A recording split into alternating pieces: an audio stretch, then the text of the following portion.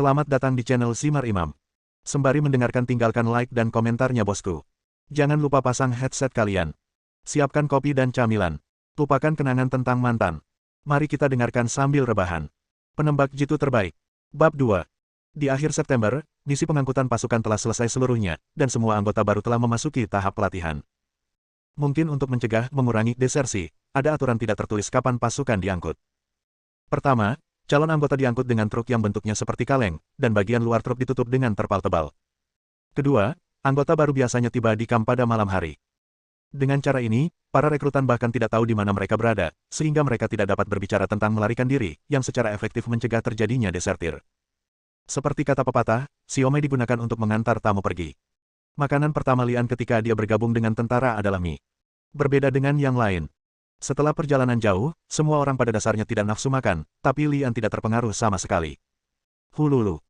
Hanya dengan mendengarkan suara Lian saat makan mie, Anda bisa tahu betapa lezatnya mie tersebut. Hal ini membuat senang pemimpin regu memasak yang sibuk dan bangun larut malam. Apa yang dimaksud dengan rasa hormat terhadap seorang koki? Rasa hormat terhadap koki seperti Lian yang bisa membuat makanan begitu lezat. Setelah menghabiskan semangkuk mie, Lian menyeka mulutnya, melirik ke mangkuk tempat teman makannya hanya mengambil beberapa mie, dan kembali menatap pemimpin regu memasak yang tidak jauh dari situ. Baiklah, bolehkah aku minta mangkuk lagi? Lian bertanya dengan malu-malu. Secara umum, mereka yang paling dekat dengan air dan dapur adalah yang pertama dilayani, dan bisa mencicipi semua makanan enak terlebih dahulu. Lama-kelamaan mereka akan menjadi gemuk.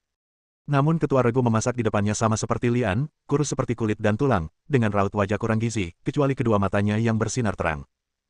Membuang-buang makanan adalah hal yang paling dibenci oleh Zhang Nan, pemimpin regu memasak, jadi ketika dia melihat para anggota baru secara simbolis memetik mie di mangkuk, Zhang Nan menjadi sangat marah. Tiba-tiba mendengar Lian berkata bahwa dia ingin makan semangkuk lagi, mata Zhang Nan menunjukkan sedikit kegembiraan. Dia menunjuk ke ember nasi di tanah dan berkata, ada banyak di dalamnya. Kamu bisa makan sebanyak yang kamu bisa. Petik 2. Oke. Lian merasa lega, mengambil mangkuk itu dan berjalan untuk mengambil mangkuk itu sendiri. Hululu. Suara mie harum terdengar lagi, dan tanpa banyak usaha, Lian selesai makan semangkuk mie lagi. Baru saja Zhang Nan berkata bahwa dia boleh makan sebanyak yang dia bisa. Kali ini Lian tidak sopan dan hanya mengambil mangkuk lagi. Setelah menghabiskan mangkuk ketiga, Li mengambil mangkuk keempat.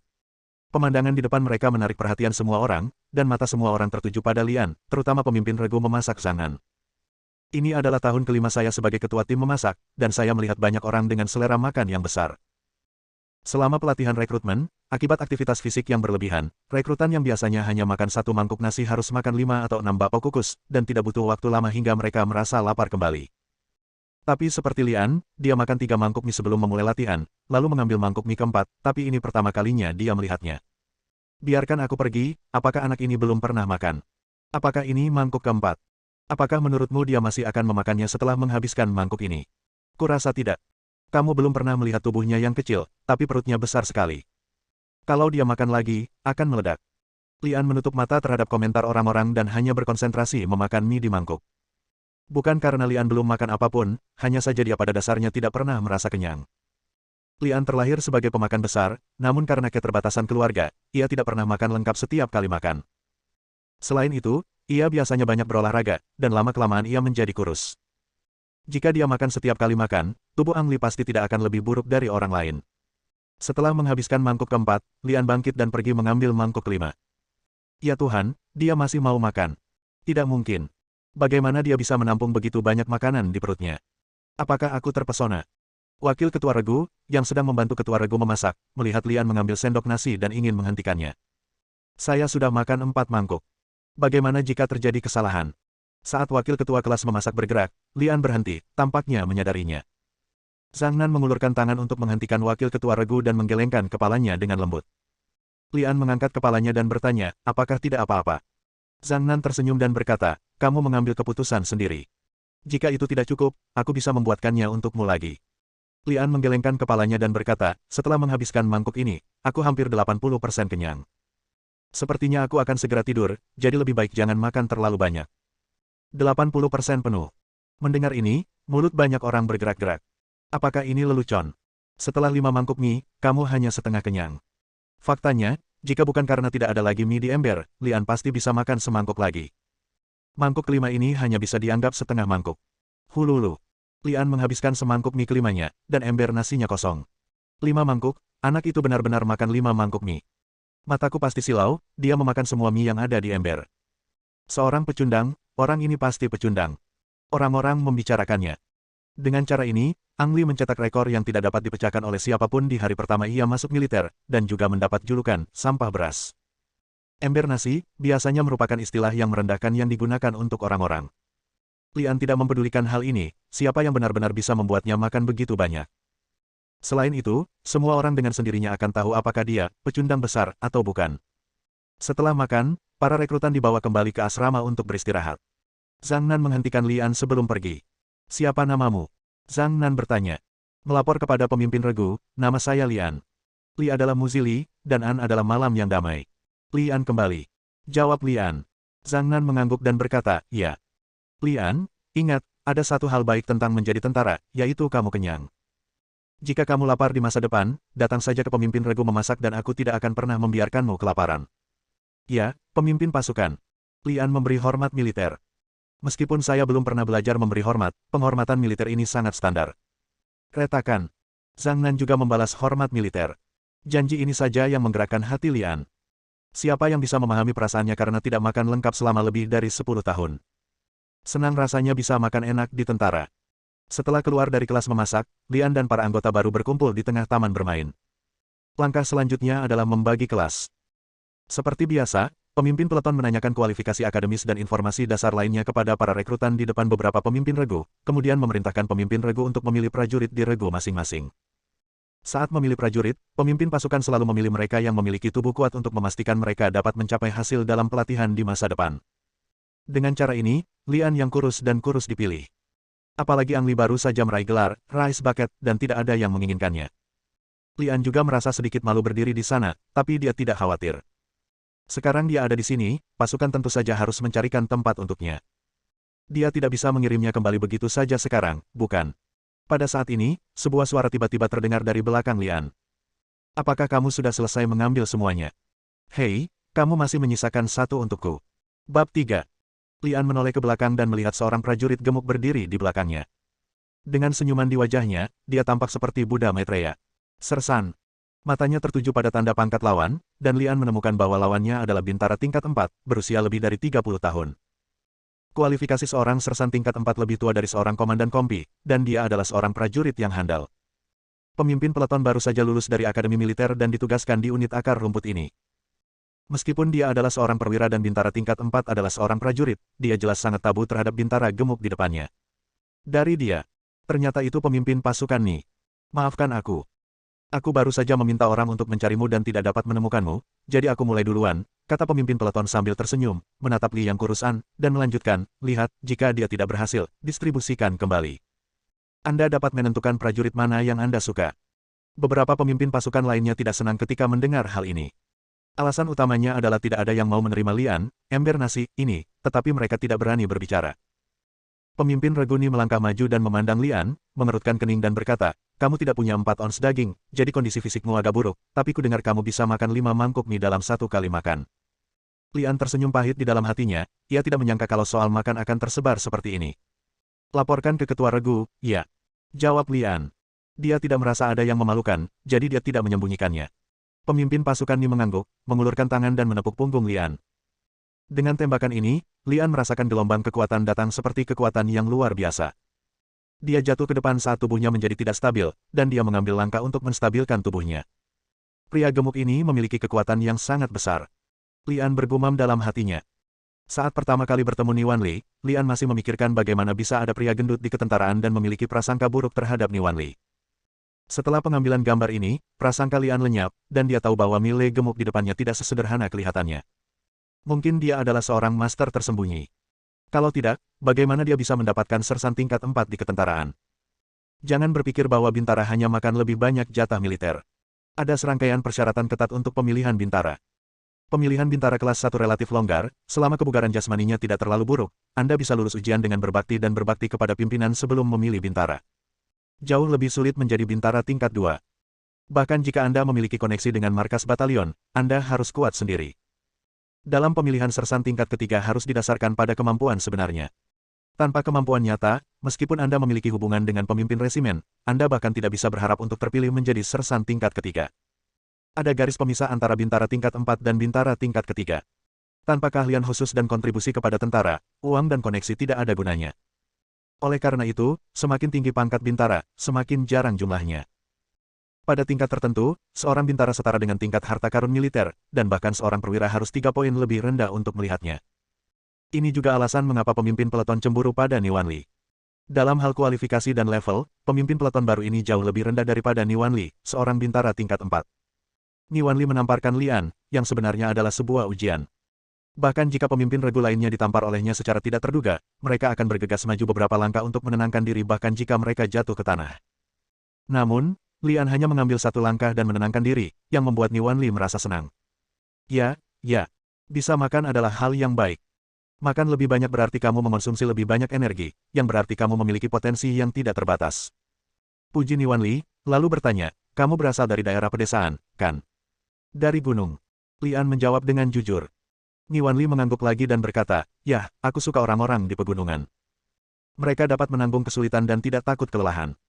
Dia berhenti sebentar, mengangkat kepalanya dan berkata kepada pemimpin peleton, tidak perlu memilih lagi, aku menginginkan prajurit ini. Pemimpin peleton dan beberapa pemimpin pasukan lainnya menghela nafas lega pada saat yang sama. Mereka benar-benar takut Niwanli akan menimbulkan masalah dalam masalah ini. Lian dibawa ke asrama di sisi paling kiri dari kantor pusat perusahaan oleh Niwanli.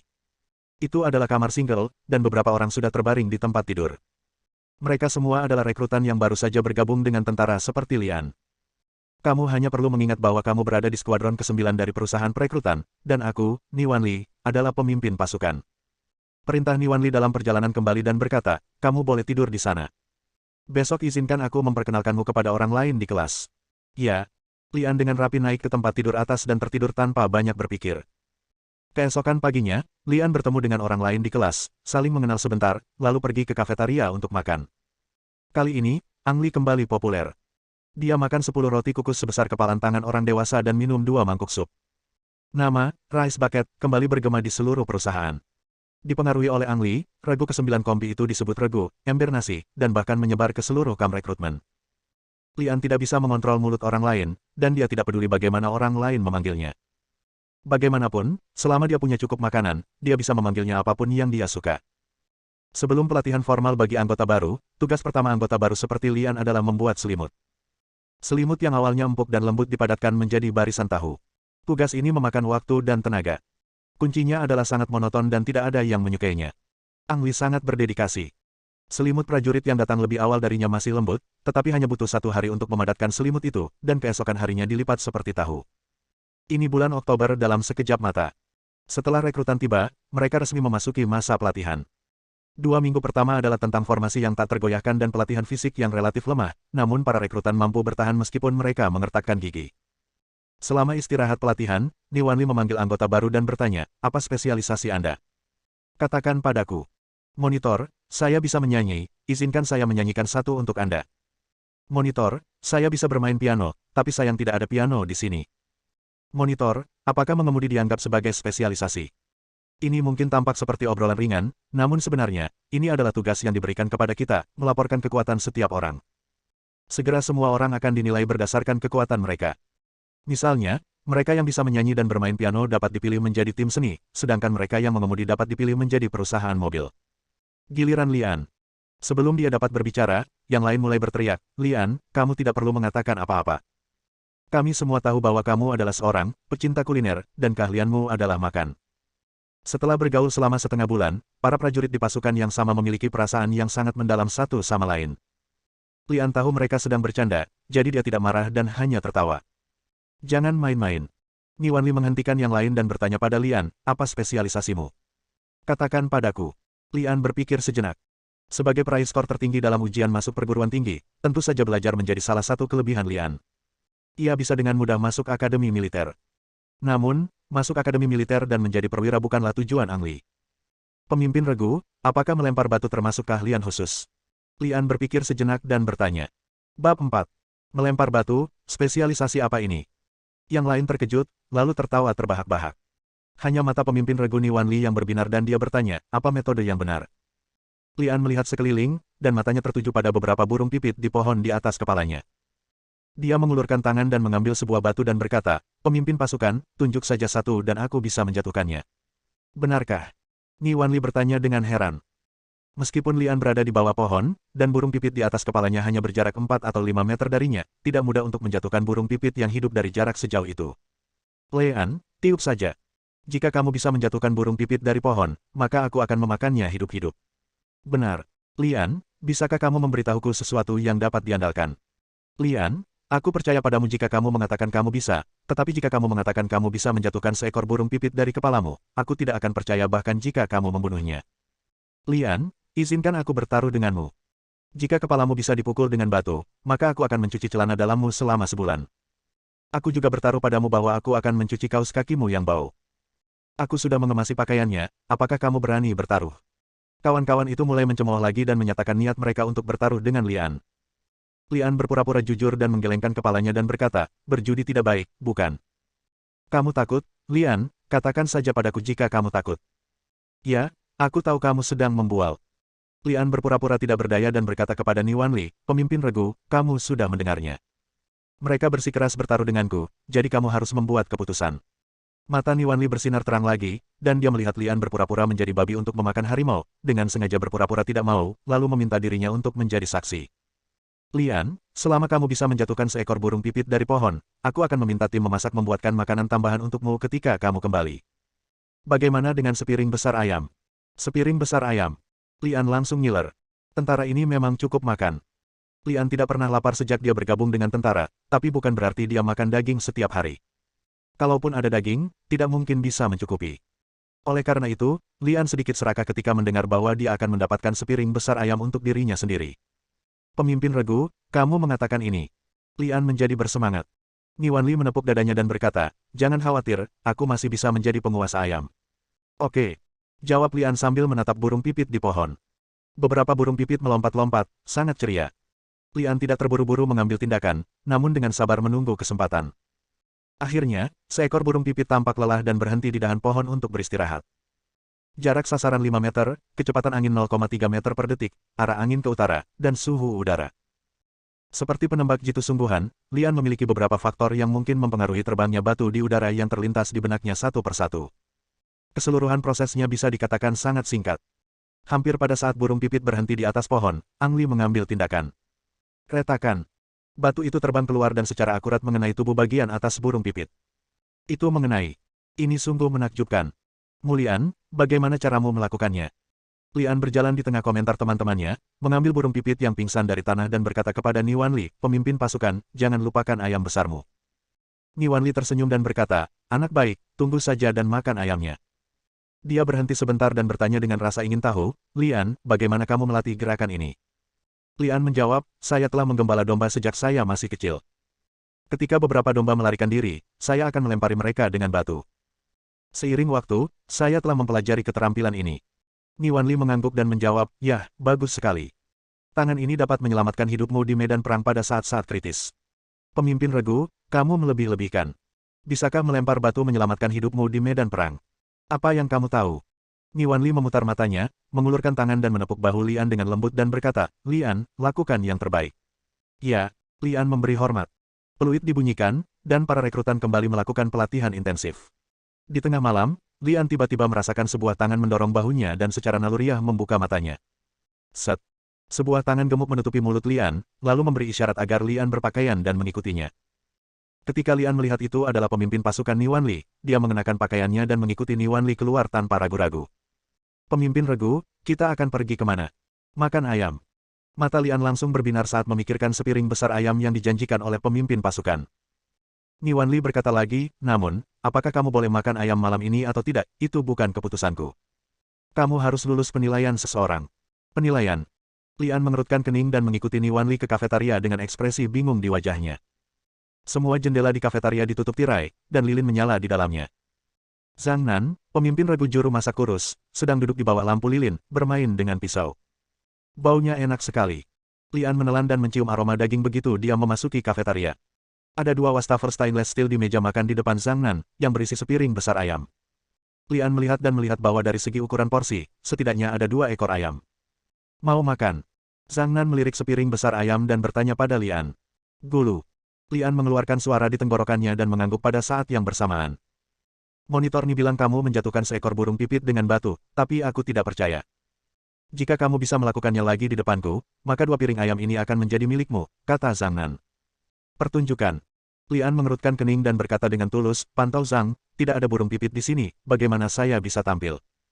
Zhang Nan mengulurkan kakinya dan menginjaknya, dan kursi di sebelahnya berdiri. Ada selembar kertas ditempel di sana, dan sebuah lingkaran seukuran telur dilingkari dengan pena merah di tengahnya.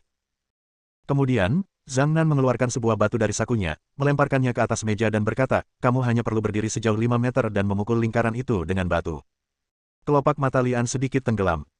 Panjangnya juga 5 meter, dan Anda bisa memukul lingkaran itu dengan batu, tapi itu tidak lebih mudah daripada memukul burung pipit. Lian menembak burung pipit pada siang hari dan memiliki jarak pandang yang baik. Saat itu sudah larut malam, dan sebatang lilin dinyalakan di kantin besar, yang remang-remang. Apalagi mengenai sasaran sebesar telur yang jaraknya 5 meter dengan batu, melihat sasarannya saja sudah agak sulit. Kenapa, kamu tidak bisa melakukannya? Zhang Nan bertanya secara provokatif. Tanpa mengucapkan sepatah kata pun, Lian meraih target di atas meja dan berdiri 5 meter jauhnya, menatap target dengan mata menyipit. Ni Wanli mengedipkan mata pada Zhang Nan, menunjukkan bahwa dia sedang menonton. Lian menarik napas dalam-dalam, lalu menghembuskan setengahnya perlahan, dan melemparkan batu ke tangannya saat napasnya berhenti. Retakan. Terdengar suara nyaring, dan lubang kecil pecah di tengah sasaran, yang terkena batu.